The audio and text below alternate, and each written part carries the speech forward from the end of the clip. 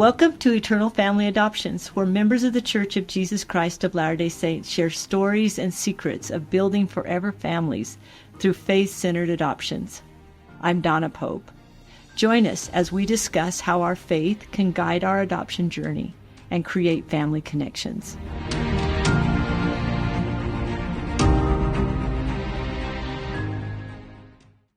Hello and welcome to the Eternal Family Adoptions podcast. Today, Donna and I are joined by Dr. Holly Richardson, who is a devoted member of the Church of Jesus Christ of Latter-day Saints. Holly is the mother of a remarkable family of 24 children. Crazy! Oh my goodness. Whoa. 24 children. I would love to have 24 children. I think that's amazing that you've been able to do that. And 20 of whom are adopted from a variety of backgrounds and circumstances. Alongside her husband, Greg, Holly has spent decades creating a home centered on love, healing, and the eternal nature of family. Their story is not just one of parenting, but of purpose, a commitment to bring children into a forever family where faith and belonging are at its heart. Thank you so much for joining us today, Holly. My pleasure. Holly, we're so excited to have you. I'm just curious, do you believe that when you say that you have a commitment to bringing children into a forever family with faith and belonging? Yeah, I mean, I'm older now and my kids are grown, but when we were doing this adoption journey, it was a very spiritual process. I don't know that it can be any other way, but yeah, for sure. It was one of the things that was really, really important to us is to give these children a home. But of course, we believe in families can be together forever. And so there was lots of welcoming children, not only to the United States, but into our home and into our faith. Where were all these kids adopted from? Real quick, let's lay foundation. Which countries, yeah. So there were 8 countries that we adopted from. Our very first adoption was in Romania. We also had Kazakhstan, Russia, Guatemala. We had 2 countries in Africa, Zambia and Ethiopia. And then we adopted a baby who was actually born in Utah, but came from Australia, biological parents, and then the U.S. Oh my goodness. How many kids came from the U.S.? Oh, that's a good question. We had a couple of infant adoptions that we did in the U.S. They were special needs babies. They actually happened to be siblings. And so we had those. We had a couple of children that came from other countries that ended up in our home after a failed adoption, their first placement, and then came to our home. You should really reach out to the Guinness Book of World Record. I think you honestly may have the most immediate family members from the diversest amount of countries. I actually don't think that's true, but yeah, we're unique and we know that. So did you have biological children first or in the middle of all this? Both. So we had 3 biological children fairly close together. And our second child was born with significant disabilities, which really, really changed the entire trajectory of our lives. And I think without her, I probably would not have considered anything other than healthy infant adoption, which probably wouldn't have really been an option for us. But because of Elizabeth, we were able to really open our hearts and our homes to kids that were considered hard to place. So we had children that were older, kids that were sibling groups, different races, backgrounds, and physical and emotional disabilities as well.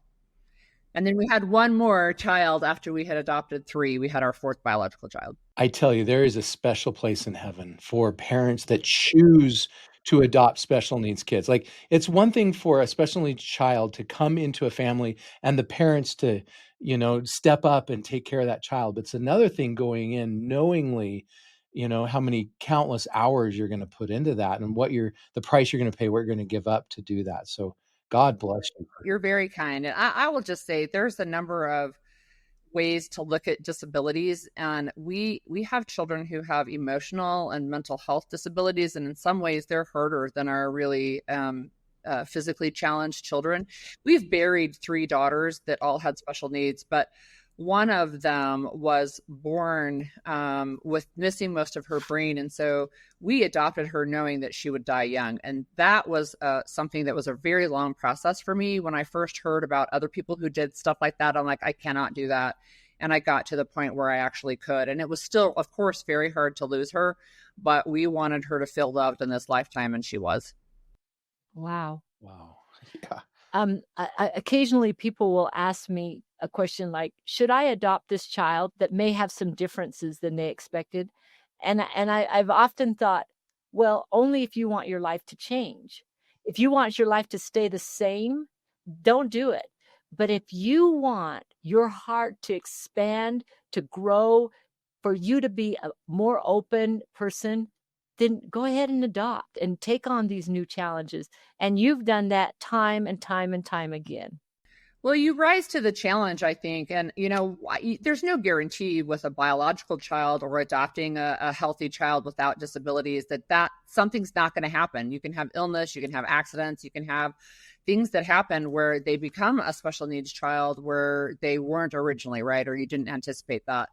But I think one of the things that marked our parenting for my husband and myself is that we had the opportunity to learn over and over again that our capacity would increase as we did things. And that's, I think people underestimate what they can do. And it doesn't mean that we felt like we were totally capable when we started. We didn't, but you grow into that role and things become easier and easier. So by the time we adopted our child who ended up passing away, she ended up needing a bunch of medical equipment and surgeries and stuff. But because she was really down at the end of our parenting, we're like, we've already done all these things. We're fine. It's totally comfortable to us at that point. So curious about how you involved your other children in the decision-making process. I would assume that it's like every other family that adopts and makes that decision jointly. So we always had our kids involved. So you have to know that when we adopted our first two, they came from Romania, and our oldest child was not yet 4 when I came home with 2 kids. So we had 5 kids, 4 and under. He turned 4 about a week after I got home. And 2 of them had known special needs. So one of them was biological, as I mentioned. The other child, we adopted a child with Down syndrome from Romania. And then the other one that we adopted from Romania ended up, over time, it became evident that she had additional special needs, but we didn't know it at the time. And so our biological kids have always grown up with a family consisting of adopted children and adopted siblings. And so what we would do is we would have family meetings, right? We would talk about it. We would say, mom especially would feel like kids are missing. We're thinking of looking at adopting again. And then when we would get down to the point where we were had a specific child in mind, we would talk to our kids. What do you feel about this? What do you think about this? Certainly when we adopted Angelia, who's our baby that passed away, knowing that she would pass away, we talked to all the kids about that. They said yes, but it ended up being really harder than they anticipated. And me too, right? I mean, that's a lot to ask them. But we went in knowing that she was going to die, and she did. Wow. Okay, as a father and provider, I have 2 questions that are like burning that I have to ask here. So first of all, how did you pay for 24 kids? How do you provide financially? Do you have some huge inheritance that you were able to draw from? I wish. Look, here for me, the bottom line is moving forward in faith. And I'm not recommending that people make unwise choices with their money.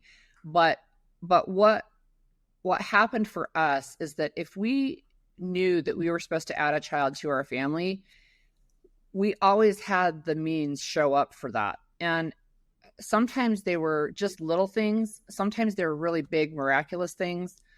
And we just have been blessed. But that also means that we really made different lifestyle choices. So when people talk about going on family vacations, we couldn't afford to fly our family someplace. We couldn't afford to stay in hotels. So what we did is we made camping part of our lifestyle, right? So we would go on vacation by pulling a trailer behind our vehicle.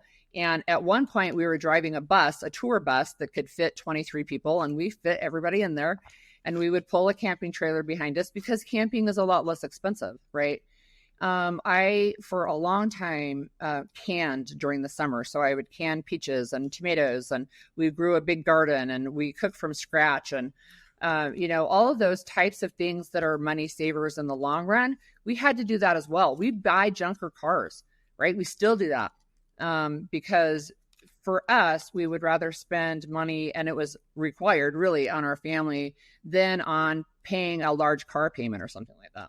Yeah. So you made conscious choices to use your money in a better way, a Yeah. higher and holier way to help kids instead of maybe flying to Hawaii.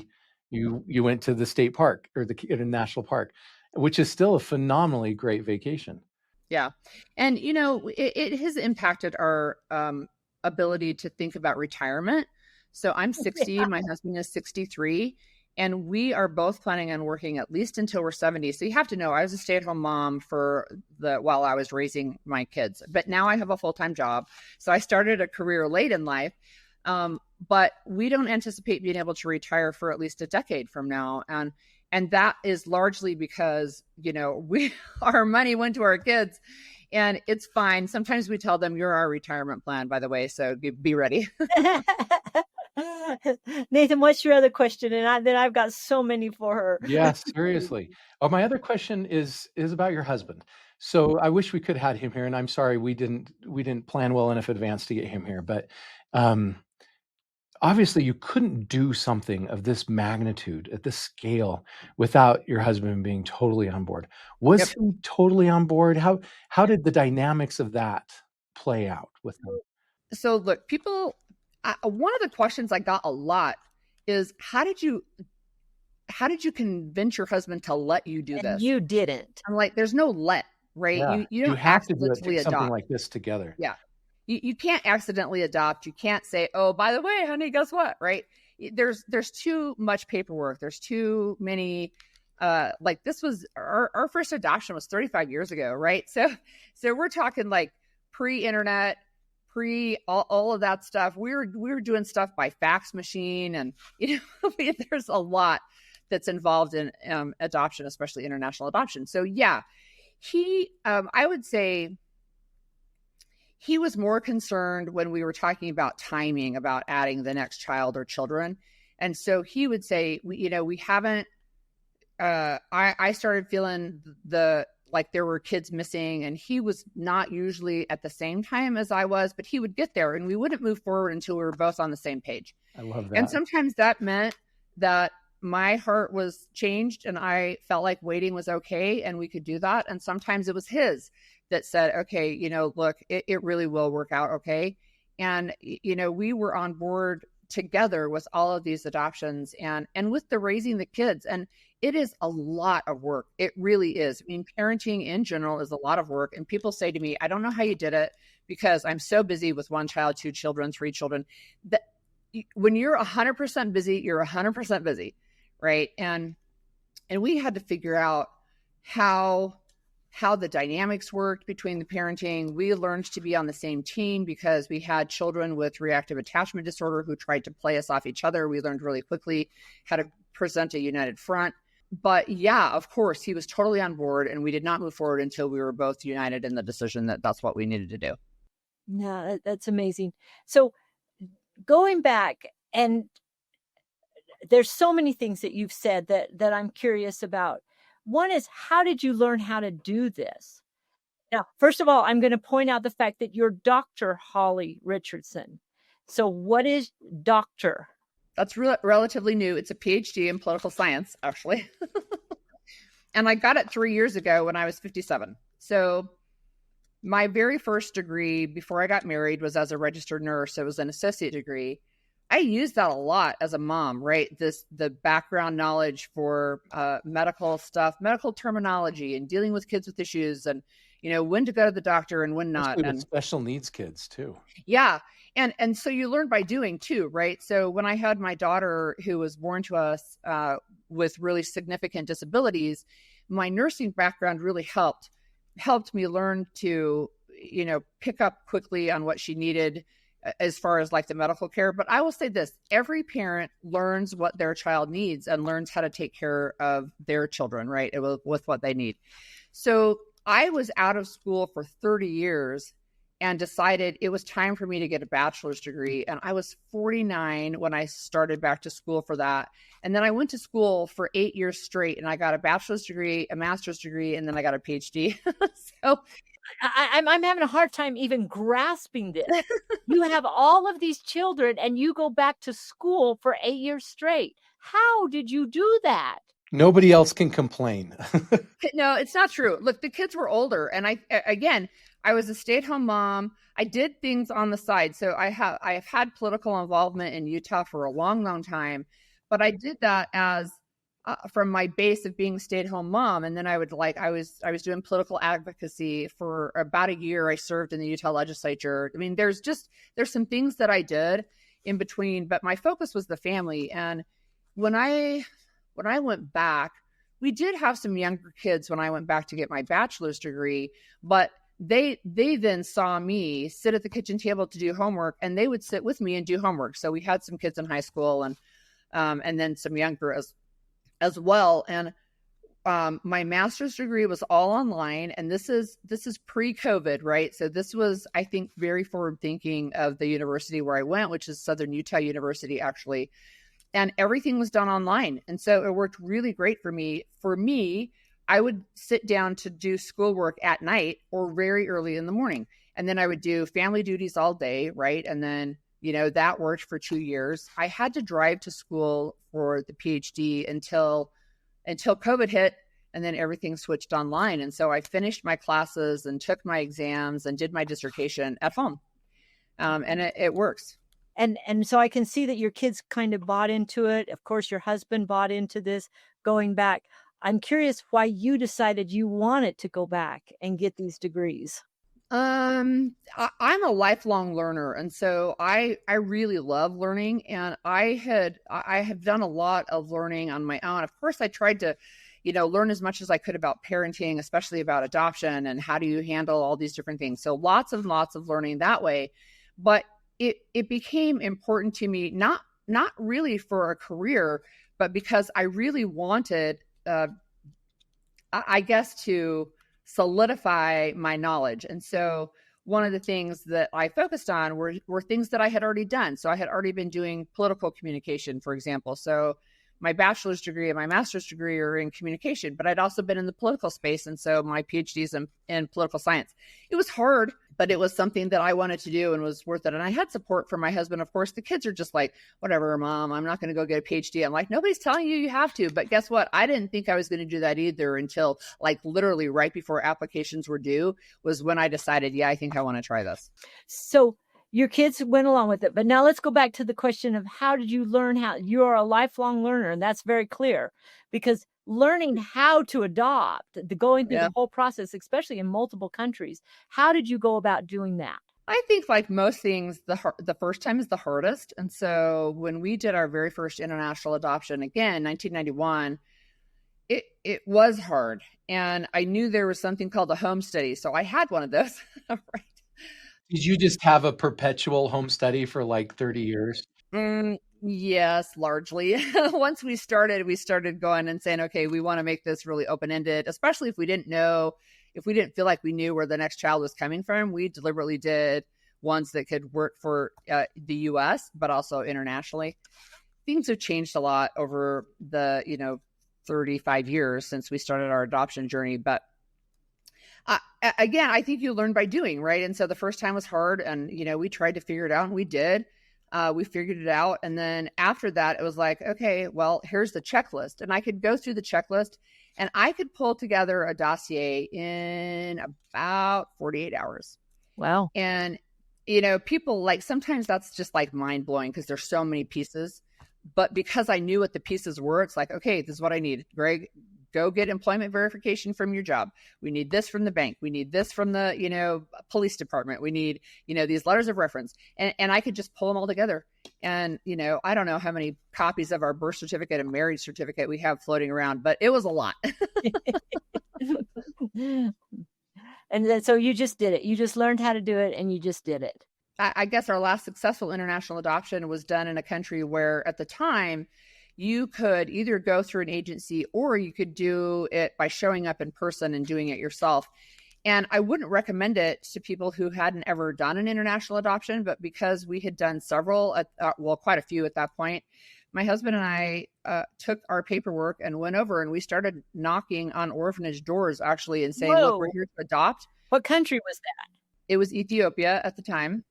And we came home with 4 kids that time. And that's what we were approved for. And look, not all the time did we, adopt as many kids as we got approved for, but that was one instance where it's like, we can handle this entire process by ourselves. And we did.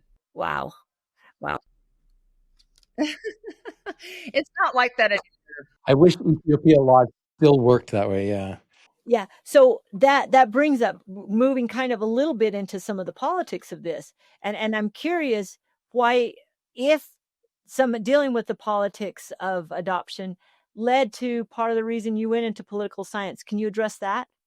Yes, and it didn't. But one of the things that's so sad to me is that over the time that we adopted internationally, laws started to change from other countries. And countries that we adopted from, like Russia, Romania, Kazakhstan, you cannot adopt from there anymore. Ethiopia is extremely difficult to adopt from. In fact, I don't think it's possible really to do international adoption there anymore. And Guatemala shut down. I mean, it's so sad to me that has become a political statement, right? And what I see when international governments say, we're going to stop international adoptions because we're, quote, exporting our best resource, which is our children. I don't disagree with that, except that these are kids that are still going into orphanages. They're still not being educated at the same way. They still don't have families, right? And so when you talk about where should a child be raised, well, first is with their biological family, to a mother and father who love each other and are still together. That's ideal, right? In their culture where they're born, their country where they're born. But I think the question people don't ask often enough is, what's best after that? And I don't think the answer is an orphanage, right? Those are not good places for kids to be raised. And I think a family that is committed to being a family is better than an orphanage. When you look at some of those statistics, some of those countries, and what happens to kids that age out of the system and are not adopted, something like 70 to 80% of the girls end up being sexually trafficked. There's horrific outcomes with jail and college dropouts and homelessness, and children are definitely better off, way better off statistically, when they can get a family instead of aging out. I believe that. So why is it that people are saying that? We, all common sense people, can see that and say, okay, yeah, they don't have a family, they're in an orphanage, so let's give them another option. Let's give them some other options. Why are countries not seeing that? I think one of the issues is the UN Convention on the Rights of the Child. And when that passed or was ratified, it really, again, is looking at the ideal, right? It's ideal for children to be raised by their biological parents in their country of origin, right? But they didn't go far enough in asking the question about what happens next. So that's one issue, right? Is we're saying we want to look after the child and we want to make sure that children in the world have rights that are being recognized. And I don't disagree with that. That's totally normal and appropriate.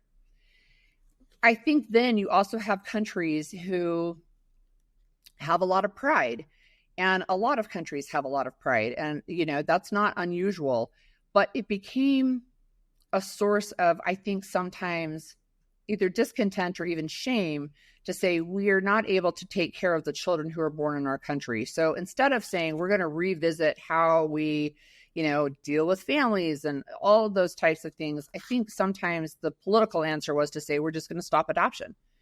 So what happened in Guatemala, and I can't remember exactly the year, but what happened there is you had a presidential candidate running for office who said, I'm going to stop all international adoption. And by golly, when he was elected, that's what he did. And Guatemala already had a system to prevent child trafficking. And that was the concern, right? Is that you've got people who are, quote unquote, stealing children, then placing them for adoption. And we have seen horror stories about stuff like that happens.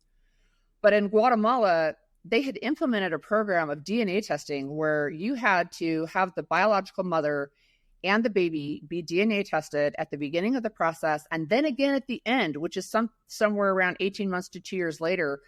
And if that biological mother died, if she was unavailable, that adoption fell apart. they were really, really trying to say, look, we want to make sure that the actual parents are the ones who are actually placing the child for adoption, right? They had all these safeguards in place, but it didn't matter in the end. And there's still no adoptions happening from Guatemala. There are large families out there. I've met a couple. In fact, I met one who has the same last name as ours, and they've adopted 20 or 21 or something. And people are like, do you know them? I'm like, yes, actually, because there's so few of us out there who are adopting these kind of mega families. In fact, when I was doing my PhD, I was actually looking for academic research on these really, really large families. I couldn't find any. Oh, serious? Oh, you should do something. You should do research on in my spare time. Okay, so talk about why you did go into politics and why you got your PhD in political. Well, my political journey actually began because I transitioned from being a registered nurse to actually being a midwife. And I did not do that full time. I did it part time, very low level as far as number of clients for a while. But one of the things that happened in Utah, where I live, is that we had a midwife who was arrested for practicing medicine without a license. And there were people within the midwifery community, we were talking about home birth midwives, that we felt like the law was wrong, not that the midwife was wrong. And so it's like, okay, well, we'll just go change the law. We were pretty naive. It's actually quite a difficult process. It took us 5 legislative sessions to get a law passed. But during that process, I found that I really loved the process. I don't always love all the politics about politics, but I love policy. I love talking about policy. I love, seeing people talk about what their concerns are, trying to do a good job for people within their sphere. And it really gave me a love for the political process. And so 2008, I started a blog called Holly on the Hill. Mm-hmm. And it was really just my observations about what was happening in Utah politics specifically. And then things just kept going, right? So I've worked on political campaigns. I've been in office myself. I've done political communication. And I started writing for a local newspaper, outside columnist. Deseret News? It was actually the Salt Lake Tribune. And this would have been, I want to say 2014, actually. No, it was later than that. It was 2016 because I stopped in 2020. And in 2020, I transitioned to the Deseret News, where I took on a dual role. I write columns there, and I do a newsletter. It's called Utah Policy, and it's just a news roundup. And so every day for the last almost 5 years, every weekday, I've done this newsletter. And just a month ago, as we're recording this, I started as a radio show host for KSL, which is local news radio station. And 3 hours a day, every weekday, I co-host a show called Inside Sources, and it talks about the political news of the day. That's great. I used to work at Deseret Digital there. That's awesome. Yeah, it's very fun. And, it's really rewarding. And sometimes the political news is super depressing. Campaigning, I don't enjoy campaigning. I enjoy the talking to the people part. That part's great. But the nastiness that we have seen lately in U.S. political campaigns, Utah's not immune from that. That part is not fun. Yeah. Which campaigns have you worked on? Oh, gosh. I worked on Jason Chavitz's very first campaign way back in the day. I've worked on... With Deidre. Deidre was the campaign manager. Uh-huh. Yeah, that's how I met her, actually. So I've worked on hers. I've worked with several Senate candidates, and then local people, done advising from school board races down municipal races up to state legislative level, and then some statewide as well. I used to be Deidre's home teacher in Spanish Fork. Oh, that's super sweet. I love that family. Yeah, we've been friends for a long time, but that's how we met, as politics. Yep. Okay, well, talking about home teaching, we'll shift over to kind of a spiritual thing. I mean, we believe that God is in charge of all of this. Having been in this field for 25 plus years, not as long as you have, but I see it all the time, where you can call it coincidences, you can call it just happened that way. But when you look at it more closely, you see that there is a power that drives this work. Tell us a little bit about what you've seen. Look, so for us, for our family, and I consider myself a woman of faith, and I try to do my best, right, to live my beliefs. But our very first adoption experience, we had 3 little kids. And as I mentioned, we had one child with disabilities. So I had a 3-year-old, a disabled 2-year-old, and barely a 1-year-old. And my husband was watching TV. This was right around Christmas time of 1990. And he saw this TV show. It happened to be 2020, and it was hosted by Barbara Walters at the time. And I was not in the room, and he said, "You've got to come in and see this." And I sat down, and they were talking about these Romanian orphanages and how some families had been able to go into the orphanages and adopt.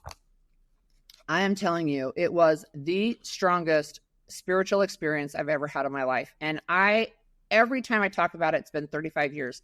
Every time I talk about it, I get another confirmation that this was right and this was our path. I was on fire. I could not deny it. It was terrifying. We didn't know how long I would be gone. We didn't know how we were going to pay for it. We didn't know how the kids at home were going to be taken care of. We just didn't know any of those things. But the spirit for me was so overwhelmingly strong that it got me out of my house and on a plane just a few weeks later to a country that had just barely dropped the Iron Curtain.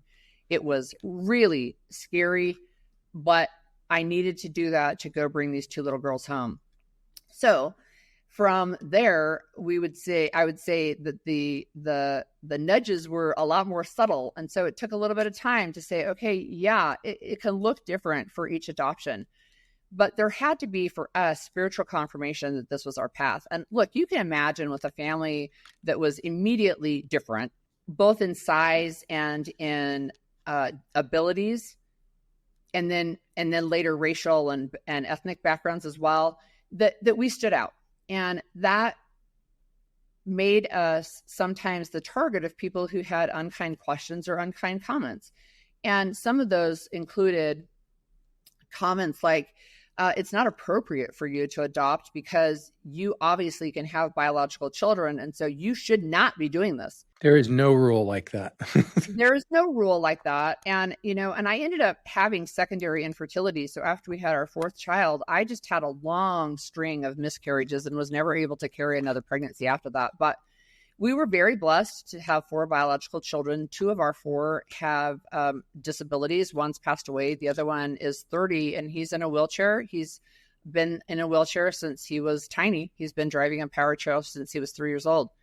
So anyway, I actually had a period of time where I had to decide for myself, how am I going to make these decisions? How are we going to make these decisions for our family? And I would say for me, what I ended up realizing is that I did not want to get to the other side and have God say to me, "Holly, I had more kids for you, but you decided to listen to your neighbor instead of listening to me."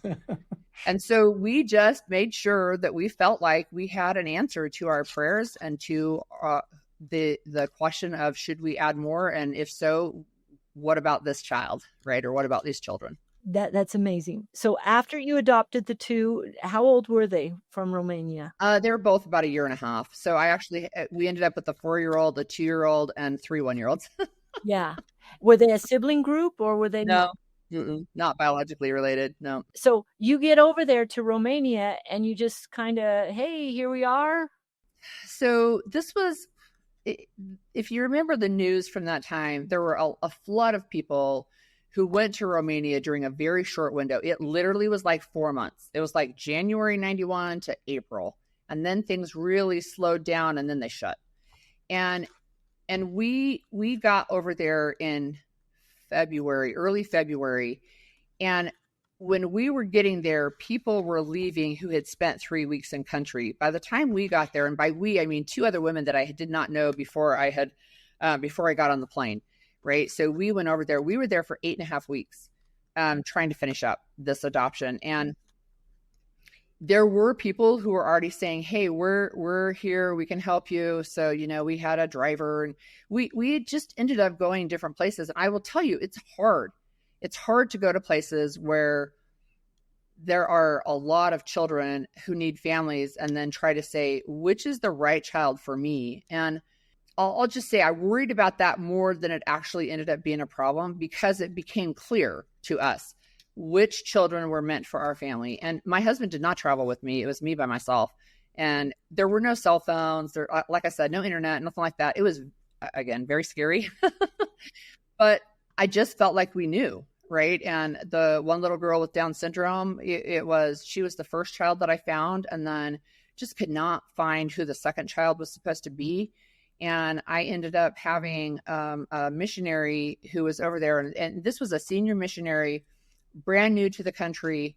And they were there for humanitarian purposes. But I ended up with a blessing that helped me feel like I could have confidence in my decision that I would find the next child the next day. And I did. And I'm just like, she's the one. And so you brought him back. Yep. So after 8.5 weeks, we brought him back. And our daughter, Alexandra, the one with Down syndrome, she ended up passing away about just over 3 years later. She was 5.5. And she ended up choking, unfortunately, on a peanut butter sandwich when she was with a babysitter. And I found out later that that's not super uncommon with kids with Down syndrome, but that was our first real introduction to really significant grief. I mean, I actually did grieve when my biological daughter was born with disabilities and had to really work through that as well.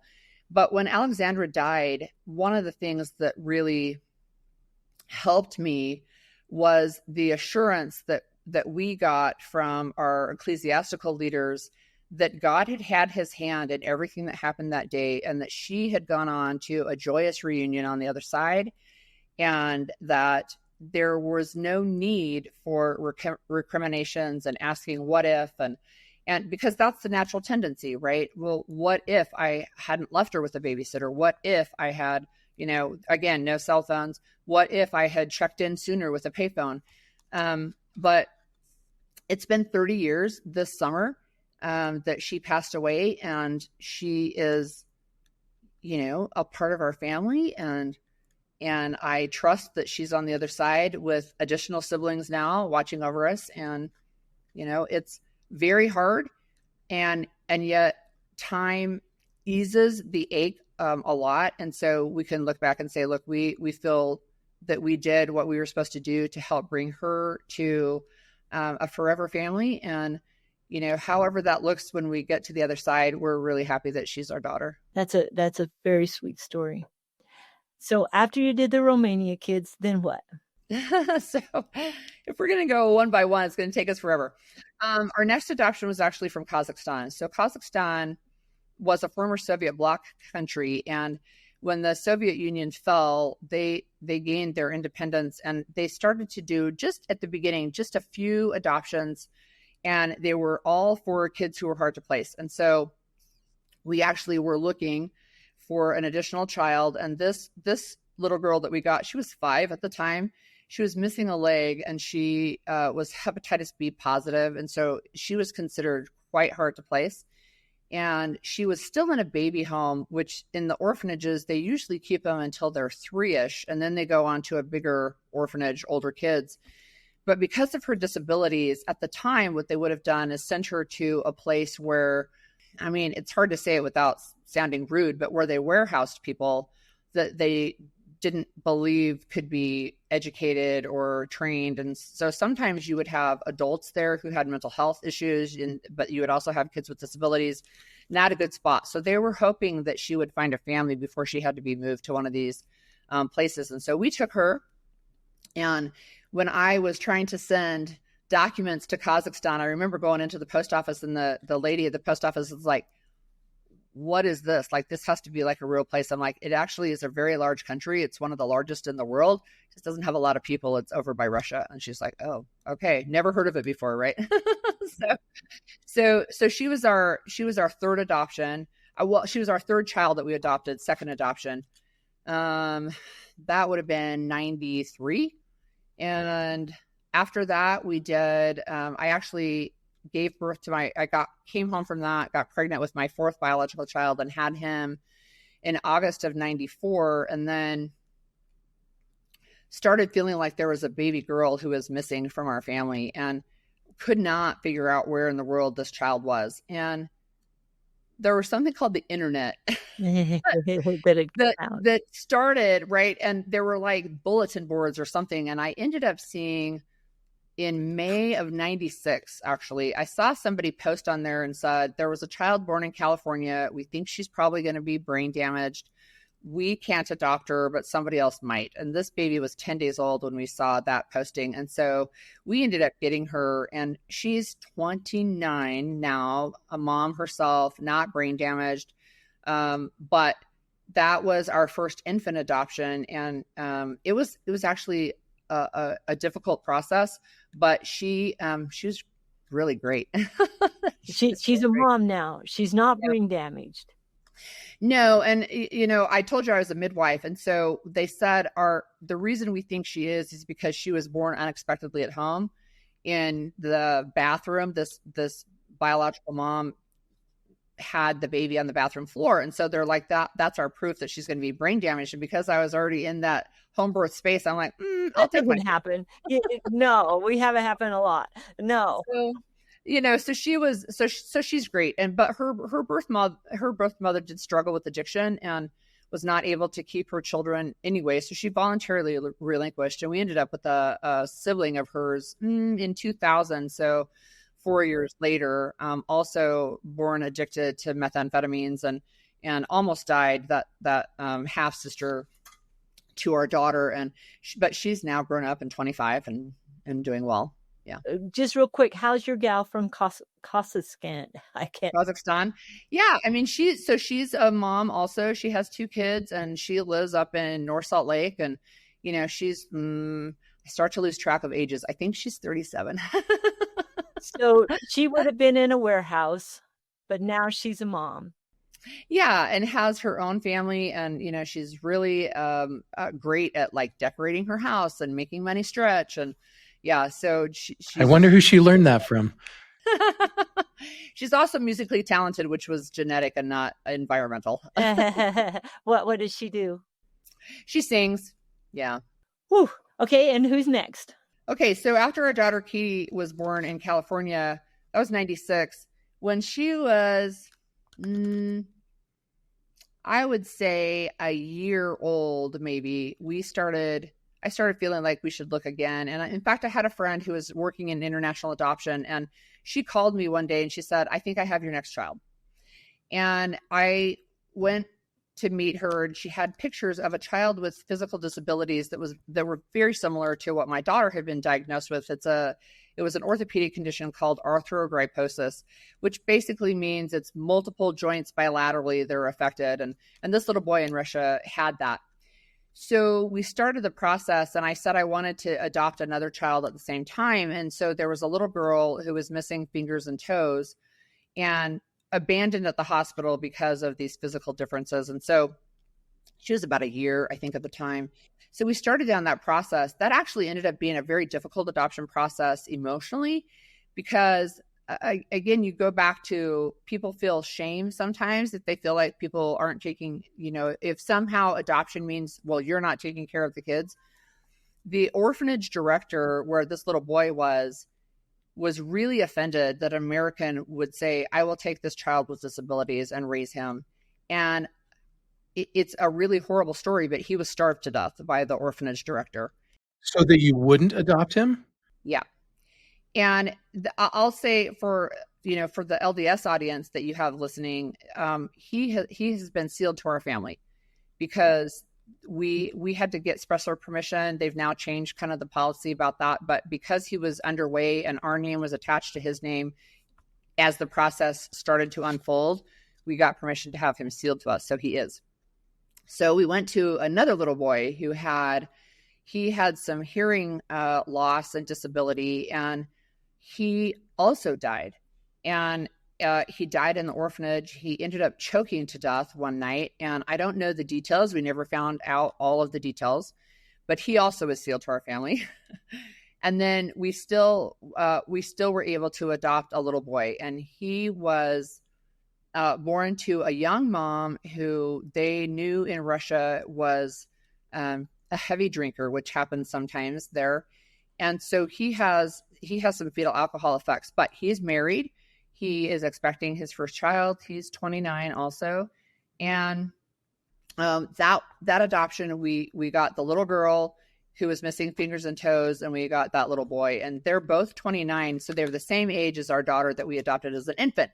So we ended up with artificial triplets, the same age, and they're all 29 now. They all either have a child or have one on the way, and they all own their own homes. And I'm, just super proud of them. They're really great kids, and they're adults, right? Why do you call a 29-year-old a kid, right? But yeah, they're really great. Yeah.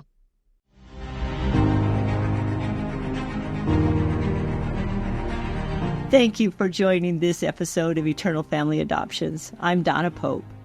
Every child deserves not just a home, but a forever family rooted in love and faith. So visit our website, eternalfamilyadoptions.com, to access faith-based adoption resources and sign up for a newsletter.